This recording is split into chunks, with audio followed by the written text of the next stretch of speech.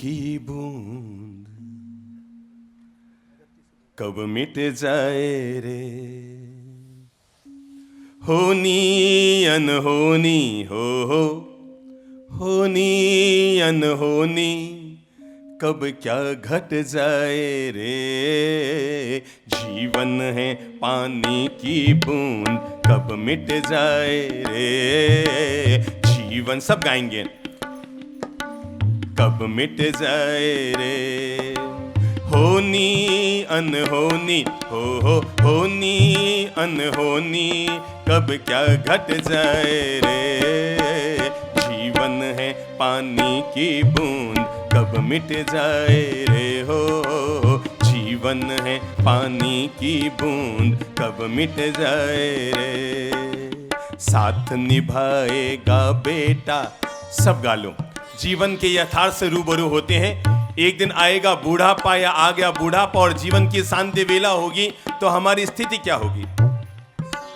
साथ निभाएगा बेटा सोच रहा लेटा लेटा, साथ निभाएगा बेटा सोच रहा लेटा लेटा, हाय बुढ़ापा आएगा पासन आएगा बेटा, हाय बुढ़ापा आएगा पासन आएगा बेटा, ख्वाबों में तू क्यों हो, ख्वाबों में तू क्यों आनंद मनाए रे, जीवन है पानी की बूंद कब मिट जाए रे, जीवन है पानी की बूंद कब मिट जाए रे, होनी अनहोनी हो, होनी अनहोनी कब क्या घट जाए रे, जीवन है सब गालो कब मिट जाए रे, हो जीवन है पानी की बूंद कब मिट जाए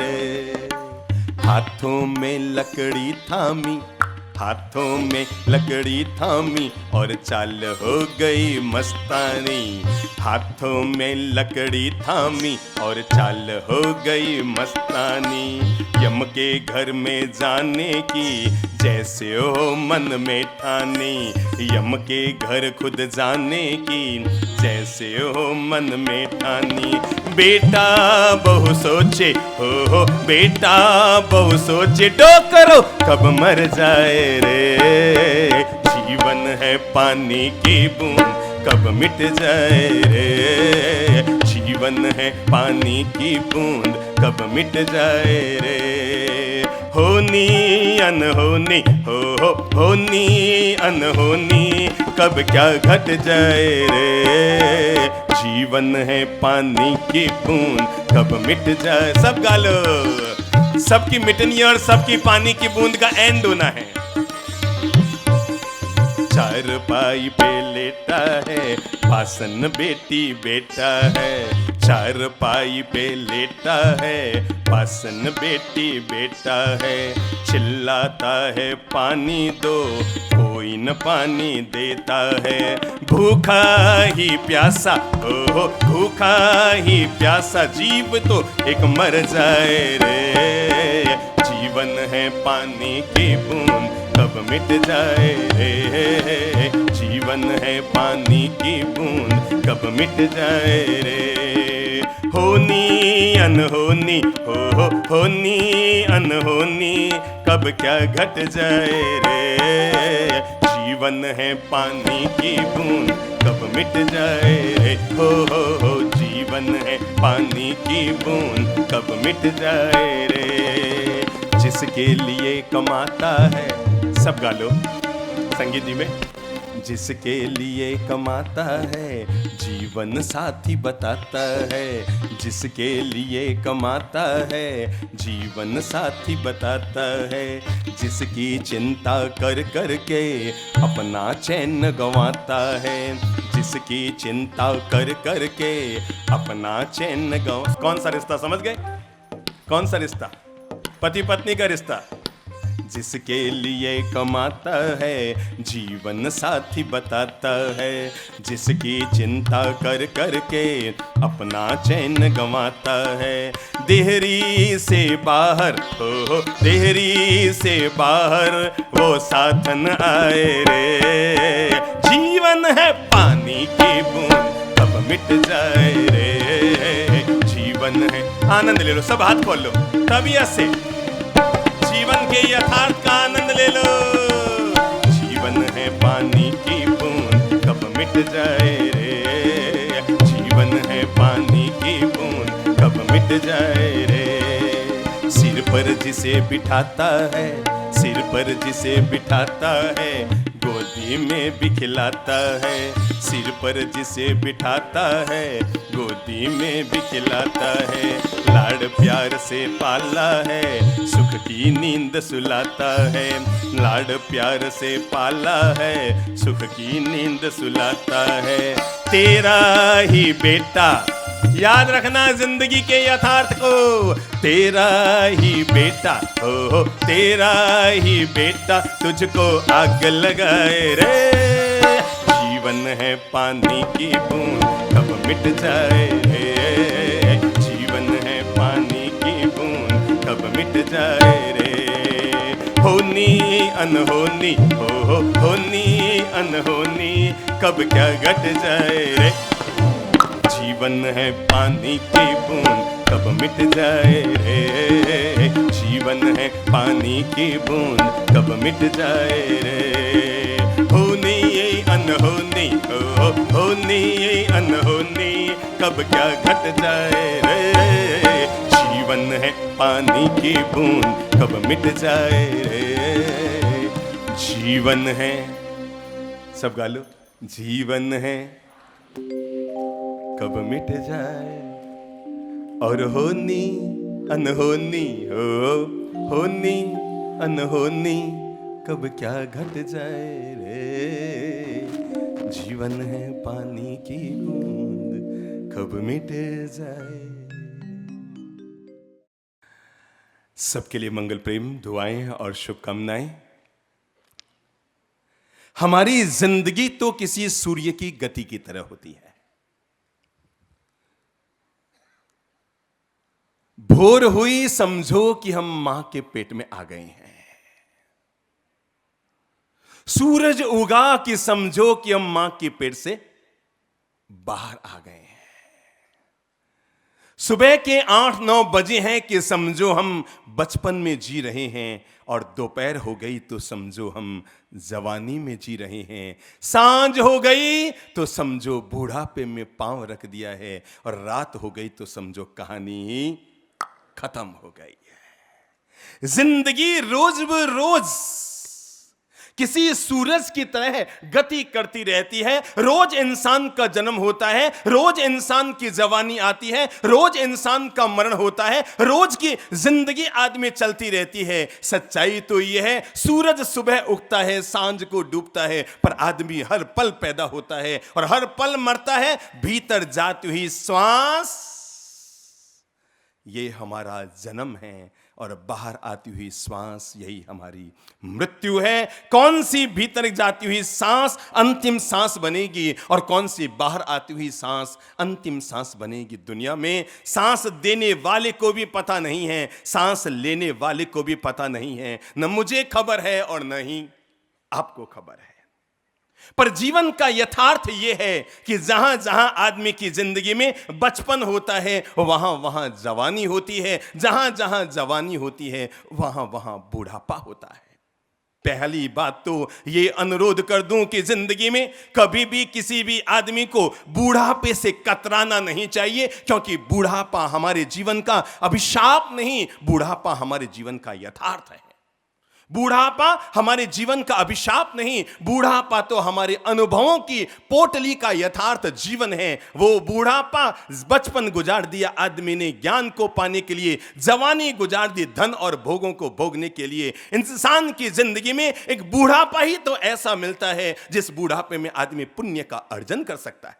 मैं तो एक बात कहा करता हूं, जब आदमी 21 साल का हो जाए, कितने साल का, सब मुंह से बोल दो, जब 21 साल का हो जाए तो शादी की तैयारी शुरू कर देनी चाहिए। जब कोई आदमी 21 साल का हो जाए तो शादी की तैयारी शुरू कर देनी चाहिए। पर मेरे भाई, देश ने हमें यह तो सिखा दिया, सरकार ने और यहां के कानून ने, कि जब आदमी 21 का हो जाए तो शादी की तैयारी कर लो। पर मैं आपको जीवन का दूसरा पाठ पढ़ाना चाहता हूं। 21 के हो जाओ तो शादी की तैयारी करो, पर जिस दिन 61 के हो जाओ उस दिन शांति की तैयारी करनी शुरू कर दो, सुखी रहोगे। पहले बचपन में जाया जाता था शिक्षा को पाने के लिए। आदमी को जिंदगी में 2 बार घर से जरूर निकलना चाहिए। बचपन में निकलना चाहिए शिक्षा के लिए और 55 में निकलना चाहिए मुक्ति की व्यवस्था करने के लिए। और जो आदमी 55 की दहलीज पर जाकर भी वही दुनियादारी में फंसा रह जाता है, वही संसार की माया में उलझा रह जाता है, वही संसार के भोगों पर भोग में आदमी उलझा रह जाता है, तय मानकर चलो वो आदमी अपनी जिंदगी में मुक्ति की व्यवस्था नहीं कर पाता। बचपन ज्ञान के लिए है, जवानी धन और भोग के लिए है, पर बुढ़ापा शांति के लिए है, बुढ़ापा पुण्य के लिए है, बुढ़ापा मुक्ति के लिए है, बुढ़ापा मोक्ष के लिए है, बुढ़ापा अपनी आत्म शांति और आत्म मुक्ति की व्यवस्था करने के लिए है। आदमी अपने बुढ़ापे को ऐसे जी ले कि बुढ़ापा उसका सार्थक बन जाए और मृत्यु के कदम पर अपने पांव रखे उससे पहले जिंदगी में मुक्ति उसके हथेली में आ जाए। बुढ़ापे की जिंदगी ऐसी जी ले, बुढ़ापे की जिंदगी का ऐसा आनंद ले ले। जानता हूं, चाहे मैं हूं या आप, हर आदमी यह चाहेगा कि बुढ़ापा मेरी दहलीज पर न आए और हर आदमी बुढ़ापे से बचना चाहेगा। पर मेरे भाई, एक बात ध्यान रखना, बुढ़ापे से बचने के लिए आदमी चाहे जितना यत्न कर ले, बुढ़ापे से आदमी ढक तो सकता है बुढ़ापे को, बाल काले करके आदमी बुढ़ापे को ढक तो सकता है, पर बुढ़ापे से बच नहीं सकता है। ढका जा सकता है, बालों को काला करके बुढ़ापे को ढका जा सकता है, पर आदमी बुढ़ापे से बच नहीं सकता है। इसलिए पहली बात, ये जीवन का यथार्थ ले लो कि जैसे जवानी जीवन की जरूरत है, जैसे बचपन जीवन की जरूरत है, वैसे ही जिंदगी में बुढ़ापे भी एक जरूरत है। इसलिए इस बुढ़ापे का स्वागत करो। जो लोग वयोवृद्ध हैं, मैं उन सब लोगों का अभिनंदन करूंगा, क्योंकि उनके पास अनुभवों की पोटली है, उनके पास ज्ञान का खजाना है, उनके पास जीवन का वो यथार्थ है कि उन्होंने जीवन के कई पड़ाव देख लिए, कई उतार चढ़ाव देख लिए, जीवन में सुख दुख दोनों देख लिए, हानि लाभ दोनों देख लिए, सर्दी गर्मी बरसात तीनों देख लिए, जीवन के सारे उठा पटक उन्होंने देख लिए। अब उनके पास जीवन का एक अनुभव का खजाना है। एक बात तो ध्यान रखिएगा, तकदीर वाले होते हैं, तकदीर वाले, तकदीर वाले होते हैं जिनके घर में बूढ़े लोगों का साया होता है। जिस दिन हमारे तकदीर कमजोर होते हैं, तब हमारे दादों सा ऊपर चली जाया करते हैं, परदादी सा ऊपर चली जाया करती है, दादी सा ऊपर चली जाया करती है। इसलिए जिनके घर में वयोवृद्ध लोग हैं, चाहे वो दादा सा है कि दादी सा है, परदादा सा है या पापा जी है कि मम्मी जी है, जिनके घर में वयोवृद्ध लोग हैं, वे उस शीतल छाया में रह रहे हैं जिसकी छाया तले ईश्वर की दिव्य कृपा सदा बरसती रहती है। ईश्वर की दिव्य कृपा उनके घर और परिवार पर सदा बरसती रहती है। जिन जिन घरों में वयोवृद्ध लोग हैं, वे अपने घर के पुण्याई समझे, अपने घर का सौभाग्य समझे, अपने घर का ये सबसे बड़ा पुण्य समझे कि उनके घर में वयोवृद्ध लोग हैं, उनके घर में वे उम्र वाले लोग हैं, जिनकी दुआएं, जिनके आशीर्वाद सदा आपके लिए फलदायी होते हैं। मेरे भाई, घर के वयोवृद्ध लोग तो जब जीवित रहते हैं तो हम लोगों के लिए दुआओं की दौलत देते रहते हैं, और जब वे ऊपर चले जाते हैं तो स्वर्ग में बैठे बैठे भी देवलोक से आपके पूरे कुल की रक्षा और उद्धार के लिए अपनी दिव्य कृपा और आशीर्वाद बरसाते रहा करते हैं। आज मैं 2 बातों पर आप लोगों का ध्यान केंद्रित करूंगा। नंबर 1, बुढ़ापे को हम कैसे जिएं, और नंबर 2, हम लोग बूढ़े लोगों के साथ कैसे रहें। जीवन के 4 चरण हैं। पहला चरण शिक्षा और संस्कार के लिए।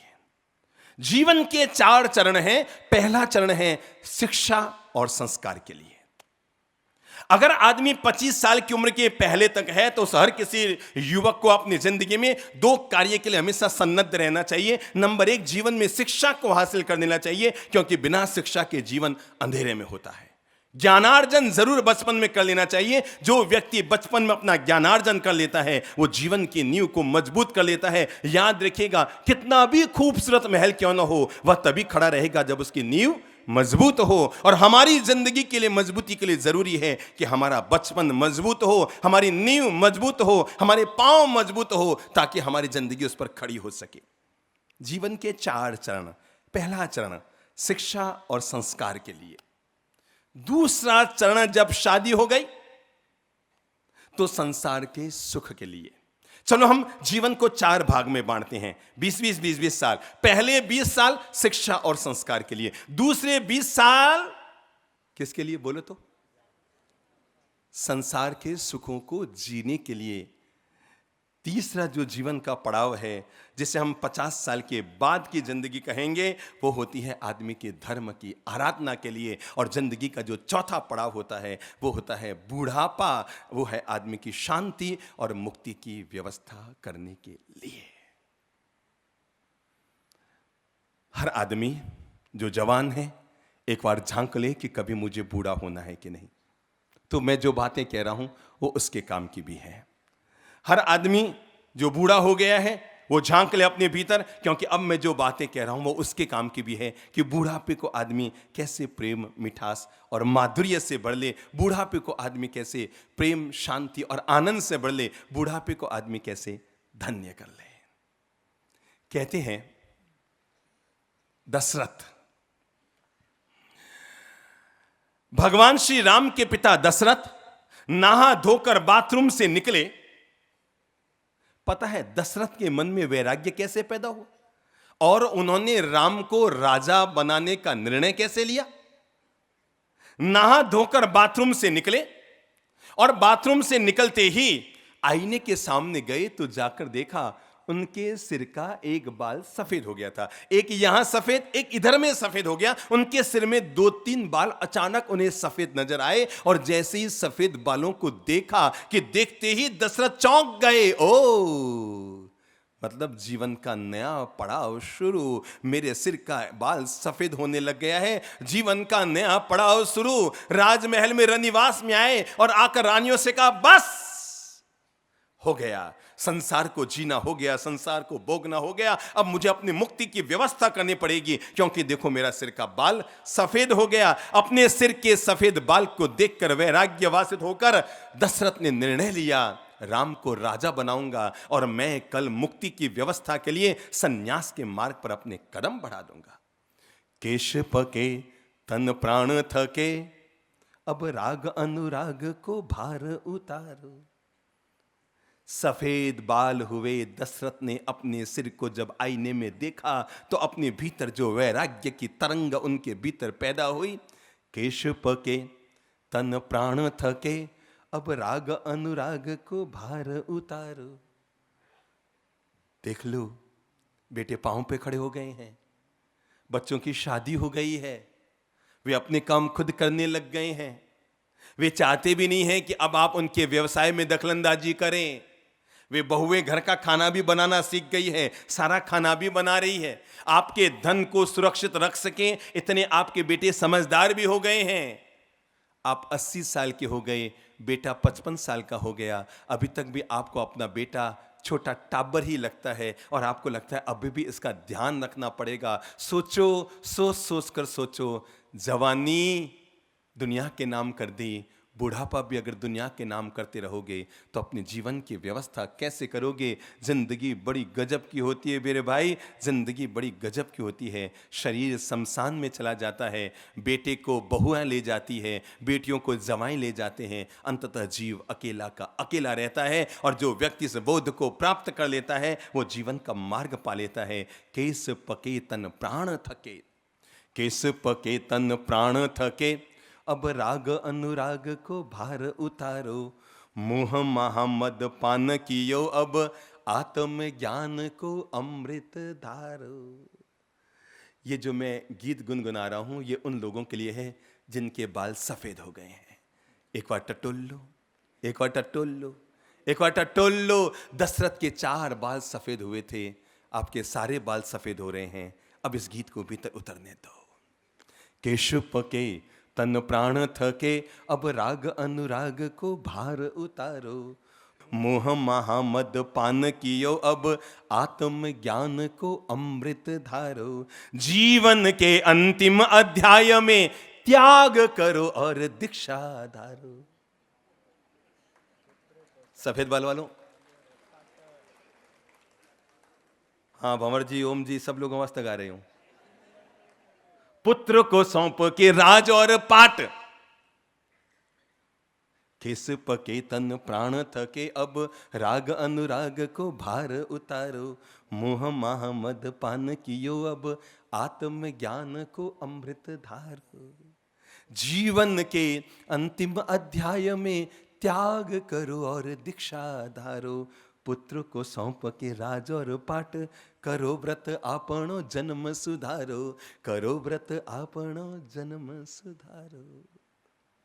दशरथ ने सिर के 4 सफेद बाल क्या देखे, रनिवास में आया और आकर कहा बस हो गया, मेरे सिर के बाल सफेद हो गए हैं, यानी जीवन को बदलने का वक्त आ गया है, जीवन को परिवर्तन करने का वक्त आ गया है, जीवन को दिशा देने का वक्त आ गया है। जो व्यक्ति बुढ़ापे की दहलीज पर आकर भी वही राग द्वेष की ग्रंथियों से बंधा रहता है, वही तेरे मेरे की माथा पोड़ियों से बंधा रहता है, वही ये धन वो धन से, ये प्लॉट तेरा ये प्लॉट मेरा, ये जमीन मेरी ये जमीन तेरी, जरा सोचो तो सही कि अंततः जब जीव ऊपर जाता है, जिंदगी भर तक बटोर लूं करने वाला जीव जब ऊपर जाता है तो एक नीम की छाया भी साथ में नहीं ले जा पाता है। जब ऊपर जाता है जीव तो एक नीम की छाया भी साथ नहीं ले जा पाता है। हर आदमी आत्म मनन कर ले अपने भीतर कि अभी तक भी मैं अपने आप को आखिर कब मुक्त करूंगा, कब मुक्त करूंगा, कब मुक्त करूंगा। हर आदमी अपने भीतर ये आत्मचिंतन कर ले, अपने आप को आखिर में कब मुक्त करूंगा, कब मुक्त करूंगा। अरे मेरे भाई, जब 10 साल के हो जाओ तो मम्मी की अंगुली छोड़ दो। जब 10 साल के हो जाओ तो मां की अंगुली छोड़ दो। जब 20 साल के हो जाओ तो खिलौनों से खेलना छोड़ दो। जब 10 साल के हो जाओ क्या करो? मां की अंगुली पकड़कर चलना छोड़ दो। जब 20 साल के हो जाओ तो क्या करो? खिलौनों से खेलना छोड़ दो। जब 30 साल के हो जाओ तो दूसरों को आंख मारना छोड़ दो। सुखी रहोगे क्योंकि अब तुम्हारे घर में शायद पत्नी आ गई है 30 साल में। अब अगर आप दूसरों पर आंख आड़ते रहेंगे तो शायद आप नुकसान में रहेंगे। 10 साल के हो गए तो अंगुली छोड़ दो। 20 साल के हो गए तो क्या करो? क्या करो? खिलौनों से खेलना छोड़ दो। 30 साल के हो गए तो आंख मारना छोड़ दो। जिस दिन 40 साल के हो जाओ उस दिन होटल में जाना छोड़ दो। ठीक है, देख लो देख लो देख लो देख लो, अपने आप को टटोल लो। 40 के नीचे है तो चलेगा। याद रखना, जो होटलों में खाते हैं वो हॉस्पिटलों में मरते हैं। बस कहां मरते हैं? जो होटलों में दिन भर खाते रहते हैं वो अंततः हॉस्पिटलों में मरते रहते हैं। 10 साल के हो गए, मम्मी की अंगुली छोड़ दो। 20 साल के हो गए, खिलौने से खोलना छोड़ दो। 30 साल के हो गए, आंख मारना छोड़ दो। 40 साल के हो गए, होटल में खाना छोड़ दो। 50 साल के हो गए तो रात्रि भोजन का, पक्की बात। पता है, कल एक बहन जी एक मराठी व्यक्ति को लेकर आए थे और लाकर उन्होंने बताया, साहब इन्होंने आपके प्रवचन को सुन सुनकर न केवल संपूर्ण व्यसनों का और मांस मदिरा का त्याग कर दिया, वो तो सामान्य बात है, पर आपकी बातों को सुन सुनकर इन्होंने रात्रि भोजन का भी त्याग कर दिया। मैंने मन में आया था, मैंने कहा भाई ललित प्रभ, जैन को जैन बनाना मुश्किल है, बाकी कहो जिसको बना के दिखा दो। तो 50 साल के हो जाओ तो क्या करो? क्या करो? जोर से बोलो, छोड़ो मत पर बोल तो दो भाई। रात्रि भोजन का त्याग कर दो, बीमार नहीं पड़ोगे। और 60 साल के हो जाओ तो 60 साल के हो जाओ तो धंधा पानी से अपने आप को मुक्त कर लो। 70 साल के हो जाओ तो पत्नी के साथ में सोना बंद कर दो, छोड़ दो। समझ गए? एक एक अध्याय पार कर रहे हैं, जीवन का एक एक अध्याय। जीवन से रूबरू होइए, संकोच मत खाइए, क्योंकि ये जीवन का यथार्थ है।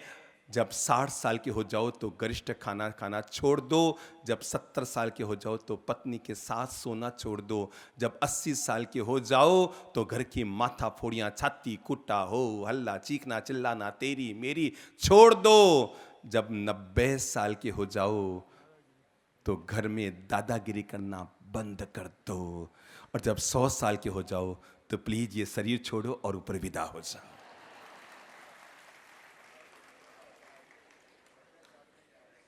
जिस मुकाम पर जो खड़ा है अपने आप को तोल लो। 30 सवालों के लिए अनुरोध है कि आंख मारना छोड़ दो। 50 वालों के लिए अनुरोध है कि रात्रि भोजन छोड़ दो। 60 वालों के लिए अनुरोध है दाल बाटी चूरमा खाना छोड़ दो। 70 वालों के लिए अनुरोध है कि हमारे साथ आके सोना शुरू कर दो। और 80-90 वालों के लिए अनुरोध है कि घर में दादागिरी छोड़ दो। और जो 100 साल के हो गए, जो आपकी मर्जी हो छोड़ो, मस्त रहो मस्त। दशरथ के सिर में एक बाल सफेद हुआ। ये सफेद बाल क्या है मैं आपको बताऊं।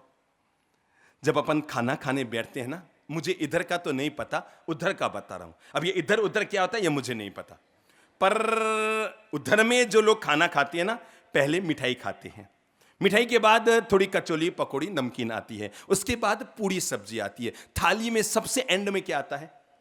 चावल। बस ये जीवन का यथार्थ है। जब थाली में चावल आ गया, चावल खाओ, हाथ दो, खड़े हो जाओ। ये जो सिर पर सफेद बाल आए हैं ना, ये भोजन की थाली में चावल आ गए हैं। अब वापस राजभोग खाने की इच्छा मत कर। समझ गए ना? ये क्या आ गए? भोजन की थाली में क्या आ गए? क्या आ गए? क्या आ गए? है चावल आ गए, धौड़े चावल आ गए। और चावल खाने के बाद कोई राजभोग मांगता है ना, तो लोग यूं देखते हैं, हमें राजभोग खाई, चावल आया ना, खड़ो। बस तो ये जो सिर के सफेद बाल आए हैं ना,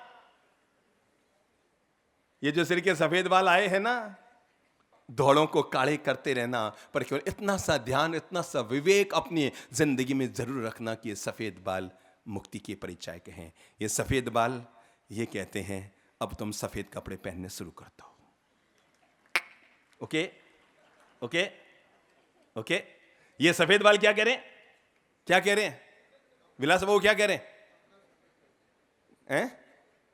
सोच लीजिएगा। आज मैं अनुरोध ये कर रहा हूं, बुढ़ापा शांति की व्यवस्था के लिए है।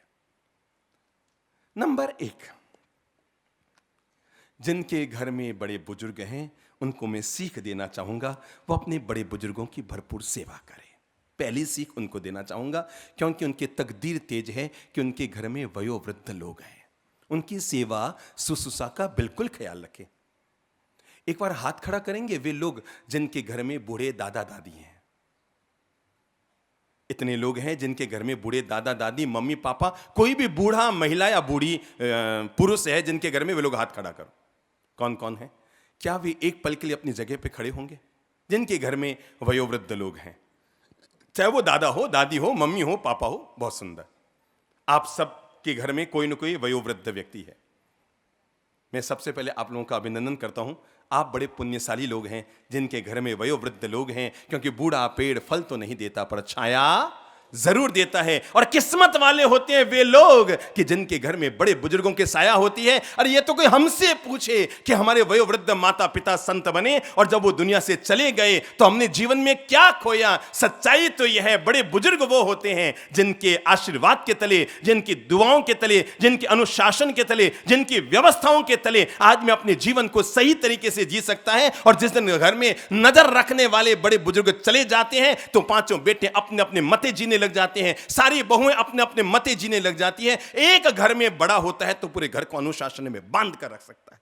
उसकी आंख की शर्म पूरे घर को एक बनाकर रखती है। आप तकदीर वाले हैं जिनके घर में बड़े बुजुर्ग हैं। अगर ऐसा है और हमसे अगर आप प्रेम करते हैं, हमारी बातों पर भरोसा करते हैं, हमारी बातों पर विश्वास करते हैं और हमें दिल से चाहते हैं, तो आज ये अपने जीवन का नियम लीजिए कि सुबह उठकर घर के जो बड़े बुजुर्ग हैं उनको घुटने टिका के प्रणाम करेंगे और रात को सोने से पहले 2 मिनट ही सही उनके पांव या कमर दबाकर उनकी पगथली में मालिश कर कर उनको सुख की नींद देकर सुलाएंगे। याद रखना, जिस घर में रात को सोने से पहले घर की बहुएं और बच्चे अपने बड़े बुजुर्गों की सेवा करके सोते हैं, वहां की रात रात नहीं होती, वहां की हर रात अपने आप में दिवाली होती है। मेरी गारंटी है उस घर में लाइट जा सकती है पर घर में कभी अंधेरा नहीं हो सकता है। घर में हमेशा उजाला रहेगा, घर में हमेशा रोशनी रहेगी, घर में हमेशा प्रकाश रहेगा। और शर्तिया कहता हूं आपके घर में सदा स्वर्ग बना हुआ रहेगा। चलो, किस किस के भीतर आत्मा है? जो लोग खड़े हुए हैं, ये जो सैकड़ों युवा लोग खड़े हुए हैं, विशेषकर मैं उन सारे युवाओं से कहना चाहूंगा, मेरे भाई दोस्तों को टाइम दीजिए, बाहर घूमने फिरने जाइए, मोबाइल पर गप्पे मारिए, बाइक में घूमिए, पढ़ाई लिखाई कीजिए, नेट पर चलिए, अपने व्हाट्सएप पे समय लगाइए, चाहे इच्छा हो तो जो कीजिए, पर केवल अपनी जिंदगी के 10 मिनट रोज अपने बड़े बुजुर्गों को जरूर दीजिए। रात को उनकी कमर दबाइए, पांव दबाइए। दादी साहब आपके अनुकूलता है, दादी साहब आपके साथा है, दादी साहब आपके अनुकूलता है, दादी साहब आपके साथा है। मेरे भाई, जिंदगी में वैलेंटाइन डे की इंतजारी मत करो कि 14 फरवरी आएगी और छिप छिपाकर हम किसी को कहेंगे आई लव यू। अगर कहना है आई लव यू तो सुबह उठते ही दादा साहब के गले लगो और कहो दादा आई लव यू, और रात को सोने से पहले उनके पांव दबा कर कहो दादा आई लव यू। मैं शर्तिया कहता हूं आपके बीमार दादा अगर स्वस्थ ना हो जाए। हमारे पास एक युवक आया था और युवक ने आके कहा कि मेरे दादा को पैरालिसिस, बोल नहीं पा रहे हैं, जबान उनकी बंद हो गई। चंद्रप्रभ जी महाराज की आदत है, ये जब भी किसी को नुस्खा बताते हैं तो लीक से हटकर होता है। और उन्होंने कहा कि तू एक काम कर, तुम्हारे दादा को पैरालिसिस हो गया, जबान बंद हो गई, एक काम किया कर, रोज सुबह उठकर प्रणाम किया कर और प्रणाम करके बोला कर दादी साहब आई लव यू। क्या बोला कर दादा साहब? जोर से बोलो, आई लव यू। आपको यूं तो सार्वजनिक बोलने का मौका नहीं मिलता, पर आज मैं दे रहा हूं, सब बोलो आई। तो उससे कहा कि दादा साहब को बोला कर जाकर के कि आई लव यू। उसने कहा ये क्या होगा, अरे बोल तो सही। वो अगले दिन सुबह उठा, पहली बार जिंदगी में दादा को उनका पोता धोख लगा रहा था, प्रणाम कर रहा था, दादा साहब के गले में पहले से जबान बंद, बोल नहीं पा रहे थे, you you you you you हाथ कर करके आशीर्वाद दे रहे थे। पहले दिन, दूसरे दिन, तीसरे दिन, महीना बीता, 2 महीना बीता। वो युवक आया, कहा गुरुजी मैं रोज बोल रहा हूं, कुछ नहीं हो रहा है। गुरुजी ने कहा बोलता रहे तो देख तो सही चमत्कार क्या होता है। वो रोज जाता, धोख लगाता, दादा साहब के चिपक के गले लगता, Dada Saheb I love you, Dada Saheb I love you, Dada Saheb I love you. 6 महीने बीत गए, चमत्कार तो होना ही था। 6 महीने बीत गए और एक दिन बच्चे का जन्मदिन था, पोते का जन्मदिन था। पोता गया दादा साहब के पास, धोख लगाई और धोख लगा कर कहा दादा आज मेरा बर्थडे है, और ये कहते हुए दादा से लिपट गया, दादा आई लव यू, दादा आई लव यू, दादा I love you. Dada Saheb का गला, दादा साहब की आवाज 4 साल से बंद थी, पैरालिसिस से बीमार थे। पर जानकर आप आश्चर्य करेंगे, ये वो सत्य घटना मैं आपको सुना रहा हूं कि पहली बार जब अपने बर्थडे पर बच्चे ने दादा साहब को धोख लगाकर उनके गले लगकर कहा दादा आई लव यू, तो पता नहीं अचानक दादा की अंतरात्मा में क्या शक्ति जगी और वो बोल पड़े आई लव यू बेटा, आई लव यू बेटा, आई लव यू बेटा, आई लव यू। अगर आपको लगता है दादा साहब के बीमार पड़े हैं, आप उनको प्रेम दीजिए, सेवा कीजिए, सत्कार कीजिए, सम्मान दीजिए। अगर आपके दादा साहब वापस पांव में खड़ा ना हो जाए तो हमारे प्रवचन में आना बंद कर दीजिए। अगर वे वापस अपने पांव पे खड़े न हो जाएं, स्वस्थ जिंदगी के मालिक न बन जाएं, उनकी जिंदगी में खुशियां न बढ़ जाएं। जब आप बच्चे थे तब उन्होंने आपको जीवन की खुशियां दी, आज वे बूढ़े हो गए तो आप उन्हें खुशियां लौटाइए। जब आप बच्चे थे आपकी हर जिद को उन्होंने पूरी की थी, आज वे बूढ़े हो गए हैं, आप उनकी इच्छाओं को पूरा कीजिए। जब आप बच्चे थे उन्होंने आपके लैट्रिन पेशाब साफ किए थे, आज वे बूढ़े हो गए हैं, आप उनके कपड़ा साफ करने का गौरव महसूस कीजिए। नौकरों के हवाले मत कीजिए, अगर आप कितने भी अमीर क्यों न हैं, पर याद रखिएगा अपने बड़े बुजुर्गों की सेवा को कभी नौकरों के हवाले मत कीजिएगा कि दादी साहब को नौकर संभालें, दादा साहब को नौकर संभाल लें। मेरे भाई, मैं एक बात बड़ी चैलेंज के साथ हंसी में कहा करता हूं, जब आदमी को प्यार करना होता है पत्नी से तो नौकरों के हवाले नहीं करता, तो दादा दादी साहब की सेवा को नौकरों के हवाले क्यों किया जाता है? जिंदगी में इस बात का गौरव कीजिए, जो लोग खड़े हैं वे उन बैठे वाले लोगों से ज्यादा किस्मत वाले हैं कि उनके घर में बड़े बुजुर्ग हैं, उनके घर में माइत हैं, उनके घर में वयोवृद्ध लोग हैं, उनके घर में साक्षात ईश्वर है जो उनको रोज आशीर्वाद देने के लिए घर में विराजमान है। हाथ जोड़िए, वे भाई वे बहनें जो खड़े हुए हैं, और जीवन के लिए संकल्प लीजिए, रोज सुबह उठकर दादा सा, दादी सा या वयोवृद्ध मम्मी पापा है उनको धूप लगाएंगे, उनको प्रणाम करेंगे। और रात को सोने से पहले, बेडरूम में जाने से पहले शर्म मत खाइएगा, शर्म का त्याग कीजिएगा। अब तक किया सो किया, जिया सो जिया, हुआ सो हुआ। अपनी पत्नी को साथ लेकर जाना, अपने बच्चों को भी साथ लेकर जाना। चलो बेटा चलो, 9 बज गए, 15 मिनट दादी सा के पास चलते हैं, उनकी सेवा करते हैं, उनकी सुख साता पूछते हैं। इसलिए दादी सा के पांव दबाने का नहीं कह रहा, मैं इसलिए दादा सा का पांव दबाने का नहीं कह रहा कि उनका पांव दुख रहा है, मैं इसलिए कह रहा हूं ताकि बुढ़ापे में आपके पांव दब सके। बस इसलिए कह रहा हूं ताकि बुढ़ापे में आपके पांव दब सके। चलो, जिनकी खुद की इच्छा हो हाथ जोड़ लो, मैं नहीं कह रहा, पर जिनकी खुद की इच्छा हो हाथ जोड़ लो। आज से रोज क्या करेंगे? सुबह उठकर दादा दादी को धूप लगाएंगे और रात को सोने से पहले, अब आप बोलो, उनकी 5 मिनट जोर से बोलो, सेवा करेंगे। मैं सच कहता हूं, अगर आपने आज से यह नियम लागू कर दिया और 9 महीने के अंदर अंदर आपकी भाग्य दशा न सुधर जाए तो समझ लेना महाराज ने मजाक में बात कही थी, कोई जीवन की बात नहीं थी। शर्त यह कहता हूं, 9 महीने के अंदर अंदर आपकी भाग्य दशा खुल जाएगी। पक्की बात? पीछे वाले जो एक साथ युवक खड़े हुए हैं 100-200, प्रॉमिस आज से रोज मम्मी पापा को सुबह धूप लगाना, दादा दादी को धूप लगाना और रात को सोने से पहले जोर से बोलो, विराट चाहिए।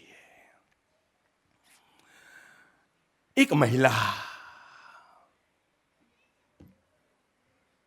जिसके घर पर वयोवृद्ध सासू मां थी,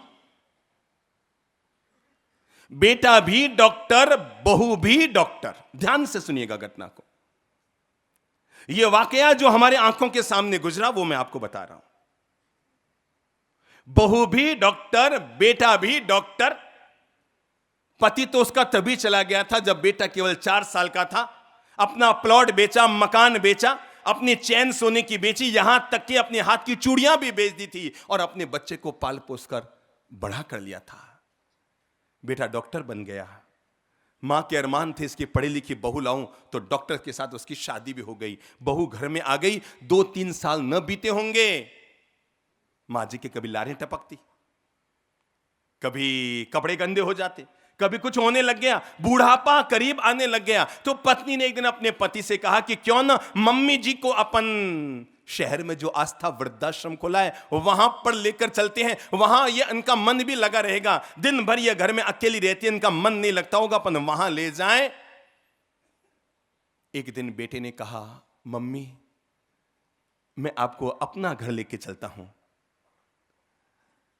मम्मी ने सोचा बेटे ने शायद कोई नया मकान बनाया होगा और उस मकान का नाम क्या रखा है? अपना घर रखा होगा। बड़ी खुश हुई, कहा लो मम्मी अपना सामान वगैरह इकट्ठा कर लो। सामान लोहे की पेटी में डाल लिया, इकट्ठा किया, रवाना हुए और रवाना होकर एक अपना घर लिखा हुआ था वहां पहुंच गए।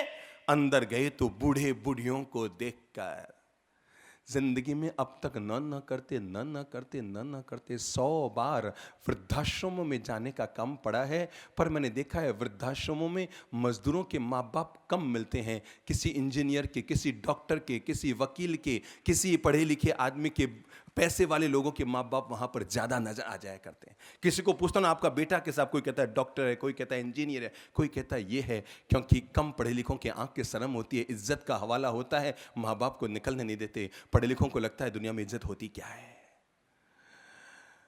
वृद्धाश्रम आ गया, महिला ने सब महिलाओं को, पुरुषों को देखा तो वो समझ गई और उसने कहा बेटा यहां कहां ले आए? कहा मम्मी आप यहां रहो, घर में आपका मन नहीं लगेगा, पोते पोतियां पढ़ाई नहीं कर पाते हैं और ये वो। मां ने कहा बेटा क्या बात करता है, मैं यहां नहीं रह सकती, मेरा मन नहीं लगेगा, पोते पोतियों के मेरा मन नहीं लगेगा, मैं नहीं रह सकती, मेरा मन नहीं लगेगा। संयोग की बात थी, वृद्धाश्रम को देखने के लिए हम भी वहां गए हुए थे और ये नजारा हमें सामने चल रहा है। बहू समझा रही, नहीं मम्मी यहीं रुको, नहीं आपको यहीं रुकना पड़ेगा, हमारे पास कोई उपाय नहीं है। बहू और मम्मी कहती है, सासू कहती है बेटा मुझे घर चलना है, पोते पोतियों के साथ रहूंगी, कुछ भी हो जाए मैं यहां नहीं रह सकती, मेरा मन नहीं रहेगा। और वो बार बार समझाती जा रही है। 5-7 मिनट तक ये चल रहा था। मैं टेढ़ी नज़र से सब कुछ देखे जा रहा था, और जब मम्मी की आंख में, सासू माँ की आंख में आंसू थे, और बहू बार बार समझा रही थी, नहीं माँ जी आपको कोई कमी नहीं है, आप यहीं रहो, मन लग जाएगा धीरे धीरे। मैं गया और जाकर वो बहन जी से पूछा। मैंने कहा बहन जी क्या बात है? कहा बाप जी हमारे घर में सही व्यवस्था नहीं हो पाती, सो सासू माँ को यहाँ रख रहे हूँ। और ये सासू माँ कहने लगी मेरा मन नहीं लगता बाप जी, मैं नहीं रह पाऊंगी। मैंने कहा कोई दिक्कत नहीं है ना बहन जी, आप एक काम कीजिए, चलिए आपके सासू माँ को मैं समझा देता हूँ, ये यहीं रह जाएगी, पर इनका अकेले मन नहीं लगेगा। एक काम करो ना, अपनी पीहर की मम्मी को भी यहां बुला लो, समदन समदन साथ साथ रहेगी।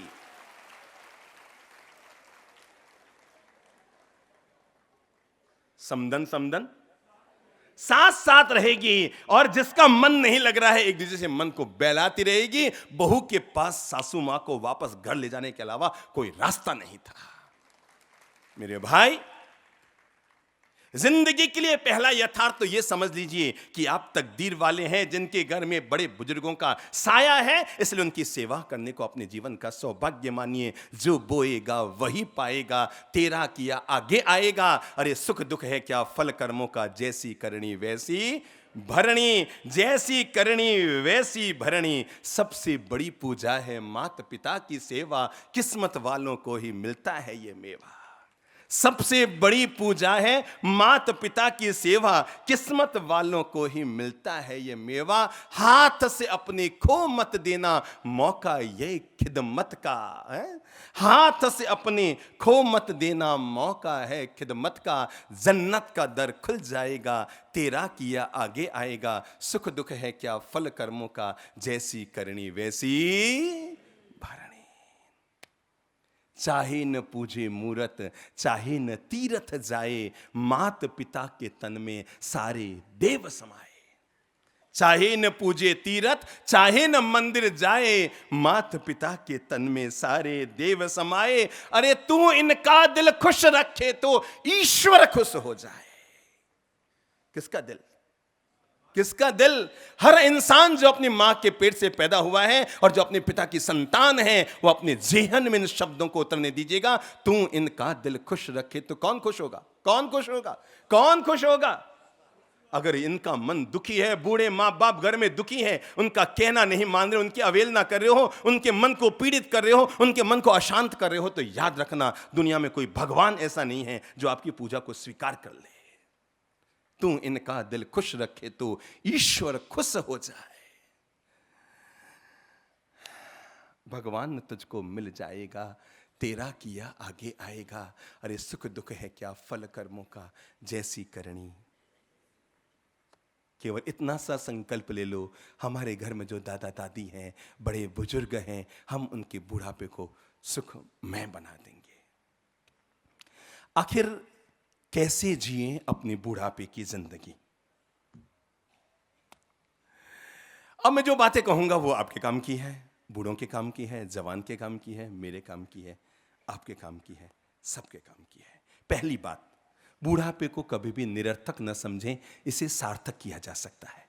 बुढ़ापे का पल पल पूरा उपयोग किया जा सकता है। बुढ़ापे को पल पल बड़ा सार्थक किया जा सकता है। बुढ़ापे में बहुत प्रेम और मिठास घोला जा सकता है। पहला काम, बुढ़ापे में 3 चीज़ों के लिए हमेशा सावचेत रहिए। नंबर 1, अपना बुढ़ापा हमेशा स्वस्थ बुढ़ापा हो। नंबर 2, हमेशा अपना बुढ़ापा सक्रिय बुढ़ापा हो। नंबर 3, हमारा बुढ़ापा हमेशा सुरक्षित बुढ़ापा हो। 3 शब्द ध्यान में ले लिए। नंबर 1, स्वस्थ बुढ़ापा हो। बुढ़ापे हो गए इसका मतलब नहीं लटक लटक के जिंदगी जिएंगे, मुर्दा मन के साथ जिंदगी नहीं जिएंगे, लटक लटक के जिंदगी नहीं जिएंगे, अपनी जिंदगी को बहुत स्वस्थ जिंदगी जिएंगे। नंबर 2, अपनी जिंदगी को हमेशा सक्रिय जिंदगी जिएंगे। नंबर 3, अपने जीवन को हमेशा सुरक्षित जीवन जिएंगे। बुढ़ापा आने लग गया, अपने मन को थोड़ा सा मुक्त कर लो, मोह माया की माथाफोड़ी से मुक्त कर लो। सारी दुनिया को संभालने की जवाबदारी भगवान ने आपको नहीं दी। बच्चे पाँव में खड़े हो गए। अरे हमसे ज़्यादा अच्छे तो वो पंछी होते हैं कि जिनके बच्चों के पंख लग जाए तो उनको मुक्त गगन में छोड़ दिया करते हैं। एक हम हैं जो बच्चों के पंख पुराने हो जाए तब भी लगता है बच्चा मेरा अभी तक बोड़ा है, मेरा बच्चा अभी तक सीधा है, मेरा बच्चा अभी धंधा कर नहीं सकता। एक और उनके हवाले कर दो और उनको ग्राउंड देकर तो देखो, आपको पता लगेगा वो आपसे ज़्यादा धंधे को आगे बढ़ा सकते हैं। अब उन पर विश्राम मत लगाओ, और नहीं करना, ये नहीं करना, वो नहीं करना, करने दो, जा बेटा जा, जो इच्छा हो सो तबीयत से कर, बस वो काम मत करना जिससे हमारे घर को आंख नीची करनी पड़े।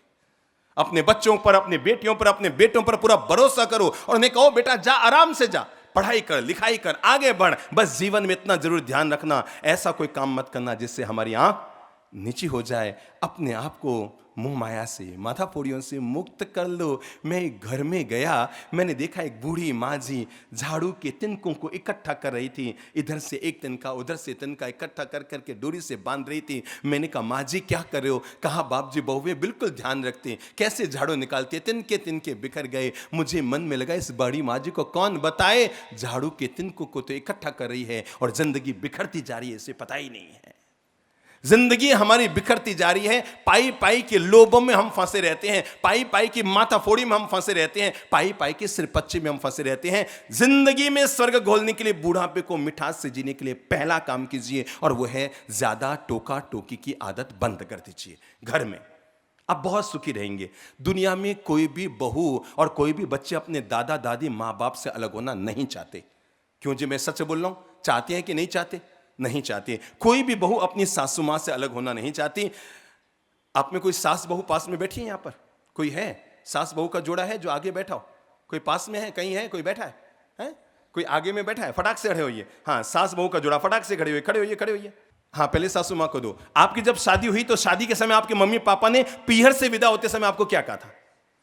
बोलो बोलो बोलो, सोचो सोचो, क्या कहा? ससुर की सेवा करना, उनकी माता पिता की, सास ससुर की सेवा करना, यही कहा था ना? और क्या कहा था? ससुराल का ध्यान रखना। और क्या कहा था? उस इज्जत को अपनी इज्जत रखना। और क्या कहा था? उन सब लोगों को मन को खुशियां देना। ये सब कहा था ना? सास ससुर की सेवा करना कहा था कि नहीं? अपनी बहू से पूछो, अगर आपकी मां ने आपको कहा था कि जाकर सास ससुर की सेवा करना, तो आपके बहू के मां बाप ने ये नहीं कहा कि जाते डिशम डिशम करना। ऐसा कोई पूछो क्या कहा होगा? कोई भी माँ बाप पूछो क्या कहा होगा? इनको दीजिए माइक। हाँ, क्या कहा? आपकी मम्मी ने क्या कहा? यही डिशम डिशम? नहीं, क्या कहा था? सास ससुर की सेवा करना, सास ससुर की उनका सेवा ध्यान करना। रखना। इसलिए ये मत कहिए कि पीहर वाले हमारे घर को तोड़ते हैं। पीहर वालों ने अपनी बेटी को जब विदा किया था तो विदा होते समय यही कहा था कि बेटा उसी घर को अपना घर मानना और उन्हीं की सेवा को अपना सौभाग्य मानना। अगर हम घर के विराजो बहनों, अगर हम बैठो माता जी, अपने घर को स्वर्ग बनाने का देखना, सब बच्चों को अच्छी आदतें डालना। हाँ, आपके मम्मी और पापा ने कहा है ना? पूरे घर के सब जेठ जेठानी देवर सब अपना भाई बहन समझ के रहना। आजकल मिलते ही नहीं है जेठ जेठानी देवर घर में, क्या करोगे? आप ही नहीं मिलते। एक दो ये आप देखना 20 साल के बाद ये मामा मामी, काका काकी, चाचा चाची, मासा मासी सब ही खत्म हो जाएंगे। लोग पूछेंगे बच्चे, जैसे वो उस दिन बच्चे ने पूछा था ना, ये नाना क्या होता है, ऐसे बच्चे पूछेंगे मासा क्या होता है, ये चाची क्या होती है, ये मामा क्या होता है। सही बात है। ईन मीन गीन चीन एक दो टांबर तो घर में हो रहे हैं। अब पता लगेगा कैसे मामा मामी मासा मासी काका काकी होता क्या है? छोटा तो 50 साल के बाद तो ये डिक्शनरी के शब्द होने वाले हैं कि काका काकी, चाचा चाची, देवर ताऊ। क्यों जी? अब तो ये शब्द धीरे धीरे खत्म होने वाले हैं। कुल मिलाकर, विराजिए माता जी, बैठिए। कुल मिलाकर मैं अनुरोध ये करना चाहूंगा, हम अपनी जिंदगी के लिए पहला फैसला कर लें। हम घर में ज्यादा टोका टोकी नहीं करेंगे। समझो, अब मैं कुछ वयोवृद्ध लोगों को सुझाव दे रहा हूं घर में कैसे रहें। नंबर 1, आप चाहते हैं कि आपके बहुएं आपका सम्मान करें, आपका लाड करें, आपकी सेवा करें, आपको अच्छा भोजन परोसे, तो मैं पहला अनुरोध आपसे कहना चाहूंगा वो है, अगर आप चाहते हैं वो आपकी सेवा करें तो आप भी उनका थोड़ा लाड किया करें। लाड का मतलब समझते हैं?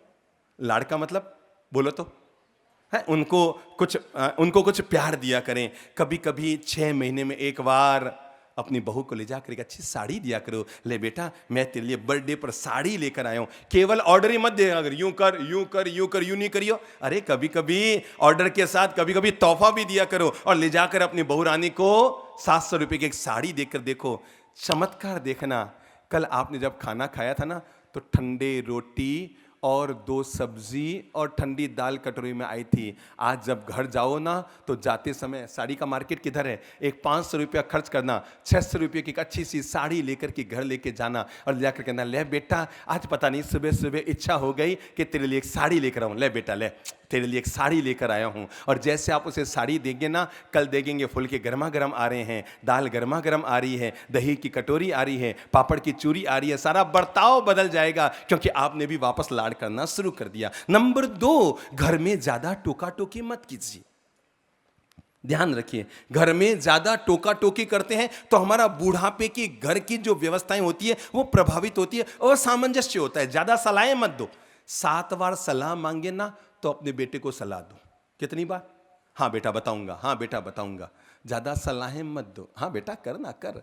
कभी भी रोको मत, कभी भी टोको मत, क्योंकि बेटा अब आजाद हो गया है। आप रोकेंगे तब भी करेगा, आप नहीं रोकेंगे तब भी करेगा। इसलिए प्रेम का, हाँ बेटा कर, वो काम कर जिससे तुम्हारा गौरव बढ़े, वो काम कर जिससे मेरा गौरव बढ़े, वो काम कर जिससे हमारे कुल का गौरव बढ़े, जिससे हमारे परिवार का गौरव बढ़े। बेटा चल चल चल, वो काम कर बेटा, वो काम कर कि जिससे हमारे घर का गौरव बढ़े।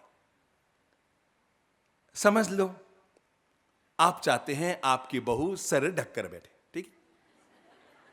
इतना तो चाहता ही है, हर ससुर जी चाहता है, इतना तो चाहता ही है ना। और वो चाहता है कि यूं सर ढककर बैठे। क्यों जी? चाहता है ना। इतना सर ढक के बैठे, यूं बैठे। समझ लो कि बहू का पल्ला खिसक गया। मैं देखा करता हूं, बहू का तो पल्ला खिसकता है, सास ससुर का माथा ही खिसक जाता है। पल्ला कैसे खिसक गया? ठीक है, थोड़े बड़ा दिल रखो। अब जमाना बदल गया है। अरे हम कितनी कोशिश कर रहे हैं आपके बच्चों बहुओं को सुधारने की, बताओ। अब से पहले किसी महाराज ने इतनी कोशिश की थी क्या? ऐसे खड़े कर करके नियम दिलाए थे कि हम कितनी कोशिश कर रहे हैं कि आपके बच्चे आपकी सेवा करें। थोड़े से आप भी पोलाइटली हो जाओ। अगर घर में बहू चाहती है कि मैं सलवार सूट पहनूं, तो ऐसा नहीं कि उसको सलवार सूट पहनने की रजा दे दो। मेरे भाई, अगर बहू सर ढक कर बैठी है तो समझ लो घर में बहू है और पल्ला खिसक गया है। तो खुश हो जाओ, मेरे घर में मेरी, जोर से बोलो, बेटी है। पल्ला सर पर आने पर बहू का आनंद लीजिए और पल्ला खिसक जाने पर बेटी का आनंद लीजिए। आप पाएंगे आपका घर स्वर्ग बन गया। और आपको लग रहा है, कानों कान आपको खबर आ रही है कि बहू घर में थोड़ा सा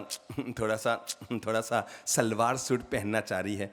हालांकि मैं समझ नहीं पाया कि ये महिलाओं को सलवार सूट का आग्रह क्यों रहता है, क्योंकि कोई भी भारतीय महिला सुंदर तो हमेशा साड़ी में ही लगती है। किसने बोला वाह? क्या जोर से बोला वाह! मतलब हमारे सामने इनके दिल की बात कह दी, इनके बहू में सुन रही है इसलिए, है ना।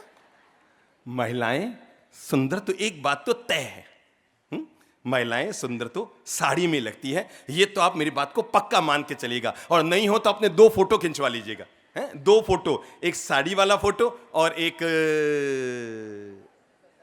कौन सा वाला? सलवार वाला फोटो। और फिर वो फोटो लेकर के आप खुद देखना, आपको लगेगा यार साड़ी में सेठानी लग रही हूं, सलवार में तो कामवाड़ी भी लग रही हूं। तो देखो, साड़ी का मजा तो साड़ी में, इतना तो आपको मानना पड़ेगा। पर आपको लगता है कि आपकी बहू की इच्छा है सलवार सूट पहनने की और वो आपको कह नहीं पा रही है, तो ऐसा नहीं कि आप इंतजारी करें कि कभी बेटा आपको कहे चुपके से, पापा इनको हां भर दो। इसकी बजाय बूढ़ापे को सुखी रखने के लिए मंत्र लीजिए कि ये जब दिवाली आए ना, तो 2 अच्छी सी बढ़िया वाली 2-2 हजार के सलवार सूट खरीद कर अपनी बहू को गिफ्ट देना। ले बेटा ले। अरे भाई, जब मैं इनको इतना सुधार रहा हूं तो थोड़ा सा तो आपको भी सुधारूंगा। नहीं तो बच्चे कहेंगे ये ठीक है बाप जी, आप जो टोकते हैं हम ही टोकते हैं, बड़े बुजुर्गों को भी कुछ कहा करो। अपने बुढ़ापे को प्रेम भरा, मिठास भरा बनाने के लिए मैंने अनुरोध किया, घर में ज्यादा माथा फोड़ी नहीं, मुक्त रहो, मुक्त। मैं बताऊं, हमारे पूज्य पिताजी महाराज थे ना, जब तक वो टेढ़े मिजाज के थे तब तक तो इतने टेढ़े मिजाज के थे कि अगर हम मंच पर बैठे हैं, मंच पर, मतलब हमें गौरव है, हमारे पिता के पास ये अधिकार था कि अगर हम 10,000 लोगों के बीच बैठे हैं तो हमारे पिता के पास ये हक था कि वो 10,000 लोगों के बीच अपने उस बेटे को जिसके दाढ़ी और मूंछ आ गई उस पर थप्पड़ भी मार सकें। ये हमारे पिता के पास हक था। और ऐसा हर पिता के पास रहना चाहिए। हर बेटे को चाहिए कि वो अपने पिता को ये हक दे कि पापा, अगर आपको लगता है कि मैं गलत रास्ते हूं तो आपको टोकने का नहीं, काम करने पर उठा के टिकाने का भी आपको अधिकार है, क्योंकि आप मेरे पिता हैं। इसके अलावा दुनिया में किसी को अधिकार नहीं है। लेकिन जिस दिन वो मौन हुए ना, शांत हुए ना, हम पूछते, बाप जी चतुर्मास के लिए इतने इतने शहरों का आग्रह आ रहा है, कहां करना है? मौन थे। मतलब समझ गए? बोलो। थोड़ा दोनों सोच लो। मारवाड़ी में थे वो। थोड़ा दोनों सोच लो। मौन रहते थे। थोड़ा दोनों सोच लो, जैसे यूं कर लो। हम कहते अपन को विहार अब कब करना चतुर्मास? मैं तो अपने में मस्त हूं। बूढ़ापे पे जाने के बाद भी जो आदमी दुनियादारी में उलझा रहता है वो जीते जी अपने जीवन को नरक बना देता है, और बूढ़ापे में जाने के बाद जो आदमी दुनियादारी से मुक्त होकर अपनी मस्ती में उतर जाता है वो जीते जी जीवन में स्वर्ग का आनंद ले लेता है। माथाफोड़ी से मुक्त होकर, सिरपच्ची से मुक्त होकर, टोका टोकी से मुक्त होकर, लेन देन से मुक्त होकर, बेटा करो, मस्त रहो, मस्त। हमारे पापा ने हमको खड़ा किया, हम तुम्हें पांव पे खड़ा कर रहे हैं, खुश रहो बेटा, पांव पे खड़े हो गए, मस्त रहो, मस्त जीवन में आगे बढ़ो, प्रगति करो, खूब आगे बढ़ो। और कभी बेटा गुस्से में आकर कह देना, पापा आपने हमको पैदा क्यों किया, तो उन्हें प्रेम से कहना, बेटा मैंने तो भूल से तुम्हें पैदा किया, पर तू जब अपने बच्चों को पैदा करे तो बिना पूछे मत करना उन्हें, ठीक है? तू उन्हें पूछ के ही करना, पर हर हालत में घर में सिरपच्ची से मुक्त रहिए। मैंने कहा पहला काम स्वस्थ बुढ़ापा, और स्वस्थ बुढ़ापे के लिए 3 मंत्र लीजिए। नंबर 1, सुबह जल्दी जगते रहिए, मॉर्निंग वॉक जरूर कीजिए। नंबर 2, अपनी ओर से आदत डालिए, खान पान को बहुत व्यवस्थित कर लीजिए। मिर्च मसाला कम, तेल घी कम, उल्टे सीधे खाने कम, ब्याह शादी के खाने कम, और घर में जो शुद्ध सात्विक कढ़ी, खिचड़ी, दलिया, रोटी, सब्जी, पतले फुल्के, कम मिर्ची की सब्जी जो बनती है ना, आप उसका सेवन कीजिए। आप हमेशा स्वस्थ रहेंगे, आपको बार बार अस्पतालों में जाने की जरूरत नहीं पड़ेगी। अपने खान पान को संतुलित कीजिए। और नंबर 3, अपने रहन सहन को भी ठीक रखिए। ऐसा नहीं जा रहे हैं, घूम रहे हैं, मस्ती मार रहे हैं, कर रहे हैं। अब अपने बुढ़ापे के आगे ना मुक्ति की व्यवस्था कीजिए। थोड़ा प्रभु भजन किया कर, ठीक है ना? क्या किया करो? थोड़ा प्रभु भजन कर लिया करो। सुबह उठकर थोड़ी भगवान की माला जप लिया करो। मंदिर चले जाया करो। थानक में जाकर वहां की सेवाएं संभाल लो। मंदिर में जाके पूछ लो, साहब यहां पर कोई सेवाएं हैं, यात्रियों को कोई सेवा संभालनी है, कोई व्यवस्थाएं करनी है, मैं रोज आकर अपनी 2 घंटा सेवा दे सकता हूं। अपनी तरफ से धन लगाने की जरूरत नहीं है, पर तन मन से भी दुनिया में कई तरह की सेवाएं हैं जिनको हम समर्पित कर सकते हैं। नंबर 2, मैंने कहा बुढ़ापे में स्वस्थ रहो, महीने में एक बार जांच करा लो। घना कंजूस बना मत आया करो, मारे नहीं कराना, जांच नहीं कराना। महीने में एक बार डॉक्टर को जांच करा लो भाई, अपनी बीपी चेक करा लो, अपना शुगर चेक करा लो, एक बार अपने हार्ट वगैरह को चेक करा लो। अगर ये बूढ़े लोग ये अस्पताल नहीं जाएंगे तो डॉक्टरों का धंधा कैसे चलेगा? तो उनके लिए भी कुछ करो भाई, उनके भी कल्याण के काम करो, और थोड़ा बीपी महीने में एक बार अपना चेक करा लो। स्वस्थ बुढ़ापे के लिए जांच कराते रहो, खान पान को ठीक रखो। नंबर 2 मैं अनुरोध करना चाहूंगा, और वो है अपने बुढ़ापे को हमेशा सक्रिय रखो, निष्क्रिय मत रहो, लटक के मत जियो। अगर आप 70 साल के भी हो गए ना, बच्चों को स्कूल तक छोड़ने के लिए या बच्चों को बस तक छोड़ने के लिए जाइए। अगर आप 75 साल के हो गए तब भी ऐसा नहीं घर में बैठे, ले बेटा खाना वाना तुम बनाते हो, कमा के लाता, मैं सब्जी लेके आ जाता हूँ, ठीक है ना? सब्जी ले आया करो थैला लेकर के। 2 लाभ है, एक तो आप घर वालों को भार नहीं लगेंगे, वे पापा जी सब्जी ला रहे हैं। दूसरा मनपसंद सब्जी ले आएंगे, जो आपको पसंद है वही आ जाएगी घर में, नहीं तो जो वो लाते हैं वो खानी पड़ती है छाती कुटा।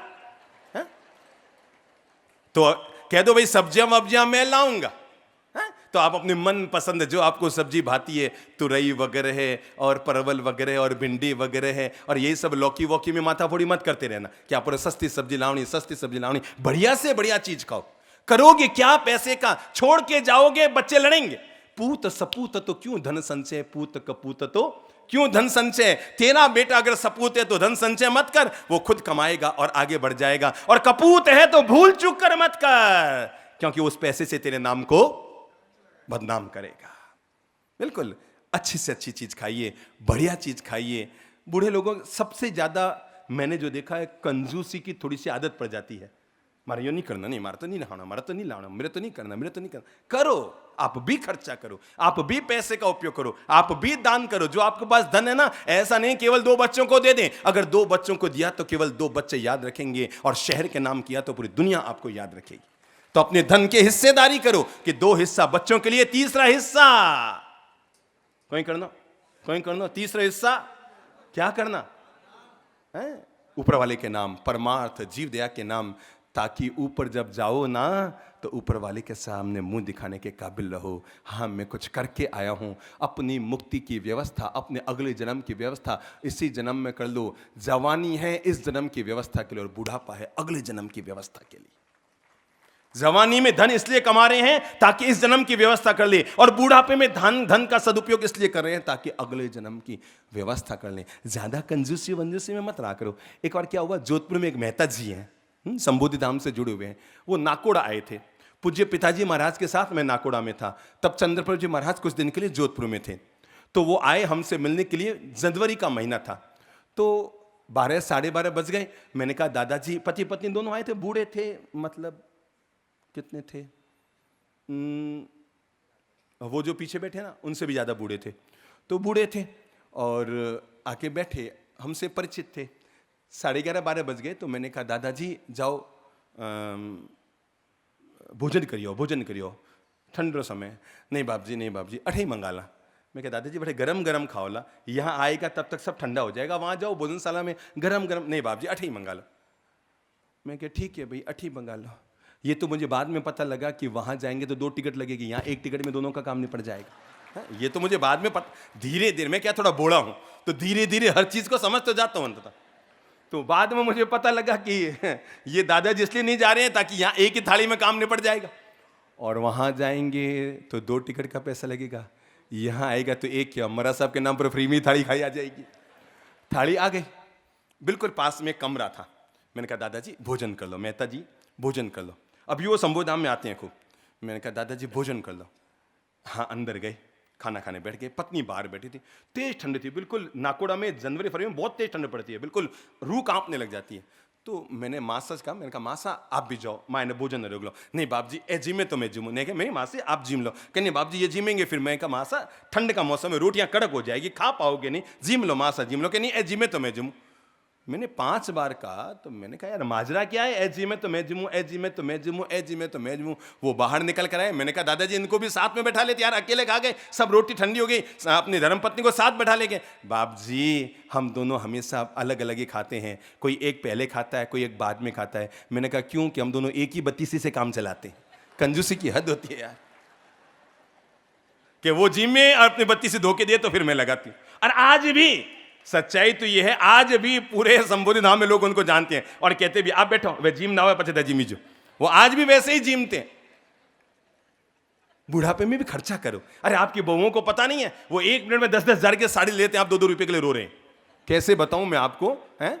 आपको पता ही नहीं है, मैं जानता हूं ना, मुझे सब पता है आपके घर का। आपके बहुएं तो 2 मिनट में 10 हजार की साड़ी खरीदते हैं, और आपके बेटे विदेश जाते हैं ना, 2 मिनट में होटल के एक रूम का 30 हजार रुपया खर्च करते हैं, और आप यहाँ 2-2 रुपए के लिए सोचते रहते हो, ओ तो नहीं करूं, ओ 2 रुपये नहीं करूं, ओ 10 रुपये नहीं करूं। अरे करो रे, खुले दिल से करो। तो मैं कहना चाहूंगा नंबर 2, बुढ़ापे में कंजूस मन कर मत रहो, यो करूं कि नहीं करूं, ऐसे करूं कि नहीं करूं, ये करूं, दिल को हमेशा खुला रखो। नंबर 3, अंतिम बात कह रहा हूं, और वो है बुढ़ापे को हमेशा सुरक्षित रखो।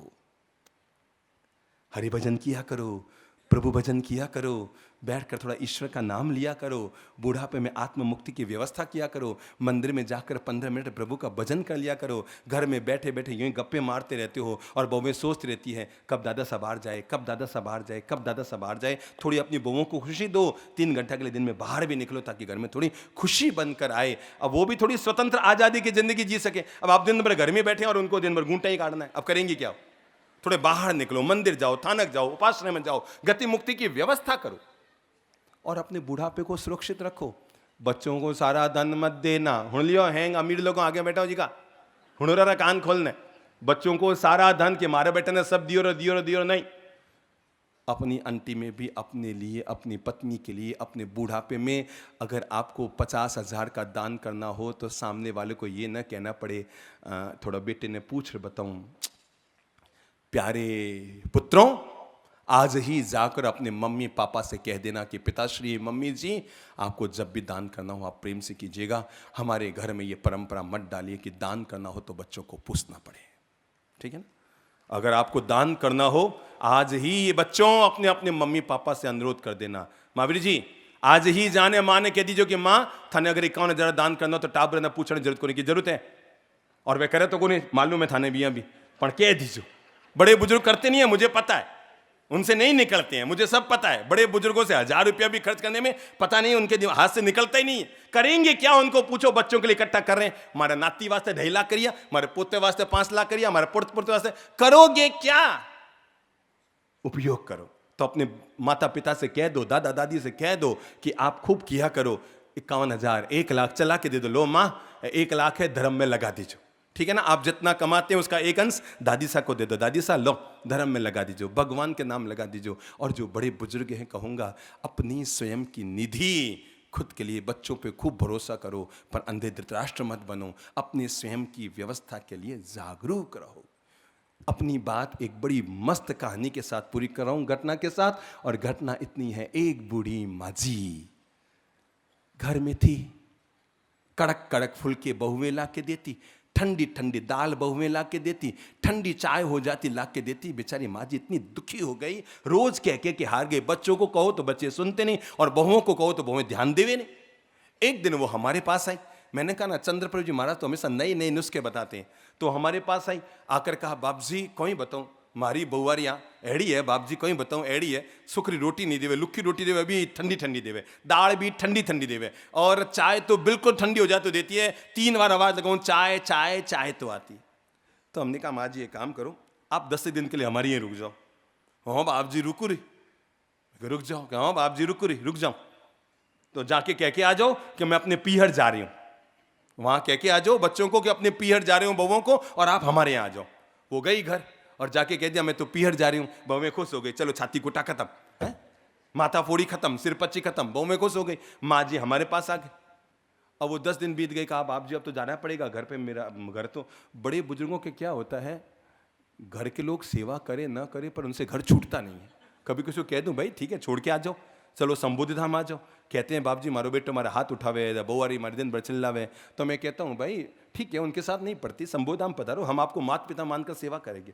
मैं हर एक वयोवृद्ध को कहता हूँ, जिसको लगता है ना उसके घर में उसकी सही व्यवस्था नहीं है, वो हमारे पास पधारे। हम उन्हें कोई संत नहीं बनाएंगे, पर माता पिता मानकर उनकी सेवा करने का सौभाग्य लेंगे। होते हैं कहाँ तकदीर वाले कि जिनको बड़े बुजुर्गों की सेवा मिलती है।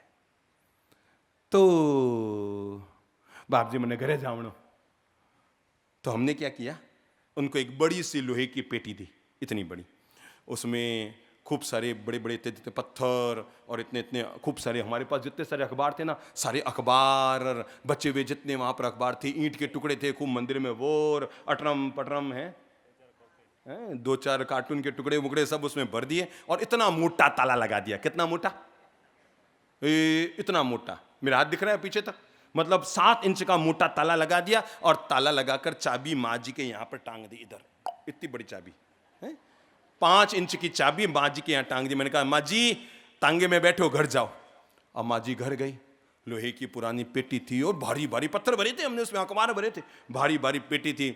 बहुओं को अंदर पता लगा माँ जी पीहर से आई है और पेटी बड़ी भारी साथ में और यूं चाबी लटक रही है।